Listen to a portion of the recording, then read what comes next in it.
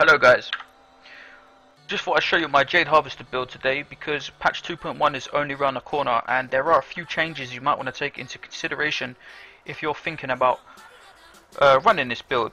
I will just say quickly, if you are wondering how strong the Jade Harvester build still is because it got a little bit of a nerf in the last patch, if you play in public games, it is still the king of the Witch Doctor builds. However, if you are a solo player running T6 endgame, or if you've been on a PTR recently doing greater rifts, the pet builds still do have a bit of an advantage, a bit of an edge, but it's still a great build of Jade Harvester, and I'll show you what I'm running.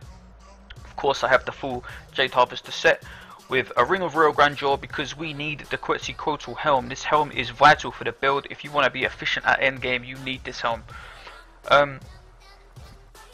Other important items are, for waist, you can take a Harriton's Waist Guard, a Hodge Wrap, or a Witching Hour, but the Hodge Wrap will give you an 80% snare on all enemies with your Locust Swarm. Now, this is very important on solo play because you are very squishy and you need to run directly into shotgun range with this build, and you get hit hard and you get hit often. So just being able to slow these enemies down so that you can clump them together and you can escape without them swarming after you is very, very useful. If you're playing on public play, it's not as important to do that because of course you have other people being able to aggro mobs. You can be a bit more mobile, or if you're just like me and you like to play very, very aggressive, very efficient, very quick at clearing rifts, and you don't want to wait for mobs to get to you, you can just run with the Witching Hour anyway. But I would recommend using the Hodge Wrap. We are using a Tall Man's Finger here. Now, the reason we are using this instead of a Stone of Jordan, in fact I'll explain why in a minute, because it has something to do with some of the ability changes that's coming up in 2.1. So I'll explain that when we get to the abilities, but we're using a Ucapian Serpent to synergize with the Gargantuan Dog, and I'm running with an Altar's Roar. Now ideally you will have a Sunkeeper here, or at least in your bags to switch to versus elites, because one of the reasons this build doesn't do so well in solo is because if you're not able to one-shot an enemy with your detonation, you have to wait for your cooldowns to come back before you can attempt it again. So there's a lot of downtime, and having a Sunkeeper with that boosted elite damage will help that against, you know, Rift Guardians and elites. But Utah's Roar is craftable. It gives you a potentially 20% increase to cold damage, and we are running cold damage as our main source of damage because of Haunt, which is a cold damage spell, and we are running cold damage on our neck, our braces, and our weapon because we don't have a Stone of Jordan anymore. You also want to be stacking CDR, so a CDR gem in your Quetzalcoatl is also relatively vital. Right, for the abilities, we are using Haunt with Resentful Spirits because you only have to cast it half as many times to get twice as many dots out there. Locust Swarm with Pestilence. Pestilence is dirty. You only need to cast this once, and if you've got the Hodge Wrap on when you cast this, the whole map will be locked down and sucked to the floor with an 80% snare, and they can't move, and it's just filthy, man. Soul Harvest, or as I like to refer to it as Detonate.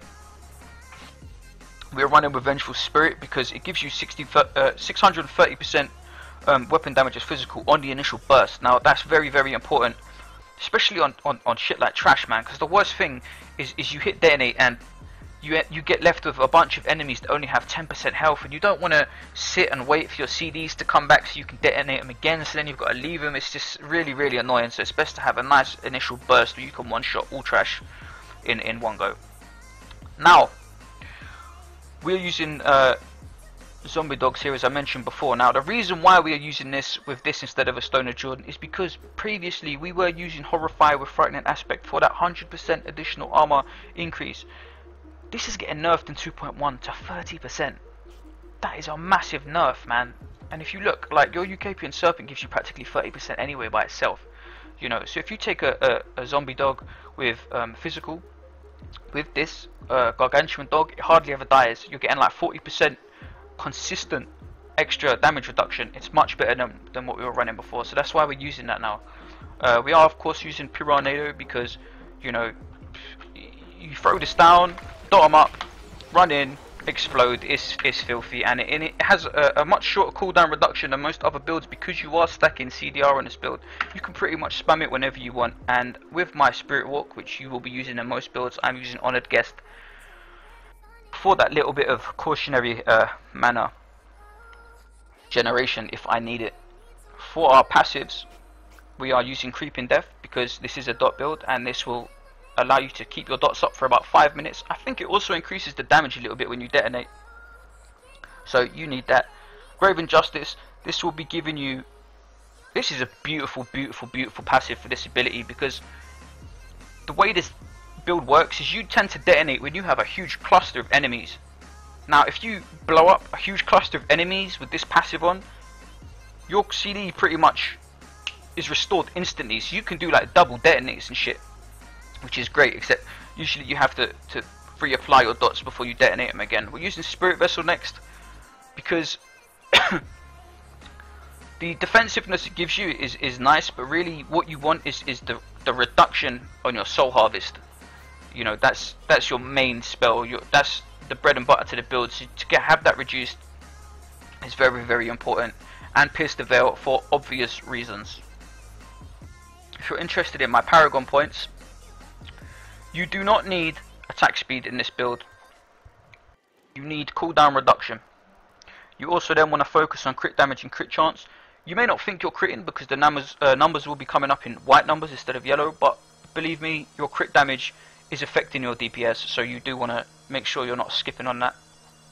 For defensive passives, I'm running life, armor, and then res all, because as an intellect class we don't need to prioritize res because we get a lot of resistance from our intellect. And cooldown reduction, resource reduction, area damage, and a bit of life on hit for my utility. I'll show you how the build works now, I guess.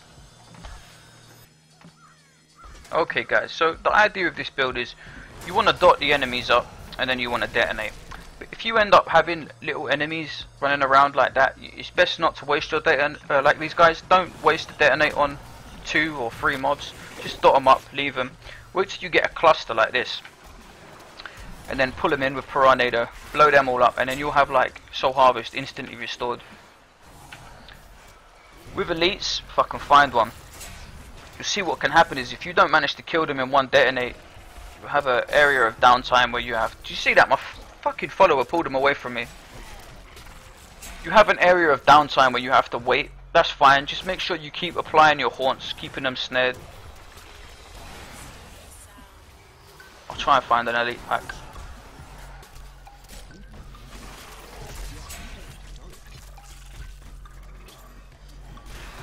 See, don't bother detonating these guys, just leave them.